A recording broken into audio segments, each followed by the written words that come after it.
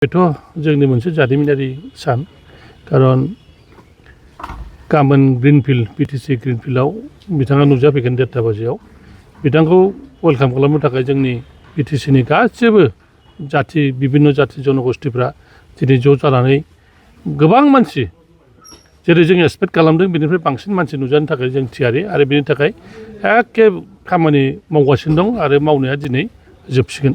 रायजो राजाफोरनिसिम मा खावलायगोन? आं बेखौनो खावलायगोन जाहाथे रायजो राजाफ्रा बिथांमोना जिहेतु भारतनि गाहाय मन्थ्रियानो जोंनि गेजेराव नुजाफैगोन जाय बिथांखौ जों सम मोना आरो बे सम होनायनि थाखाय बिथांखौ धन्यबाद होबाय आरो जोंनि रायजो राजाखौ बयखौबो खावलायबाय जाहाथे ज' जा बयबो फैनानै बिथांनि जे पाब्लिक मिटिं जे माखासे इन'ग्रेसन बेहाय नुजाफैनो थाखाय आं बयखौबो खावलायबाय।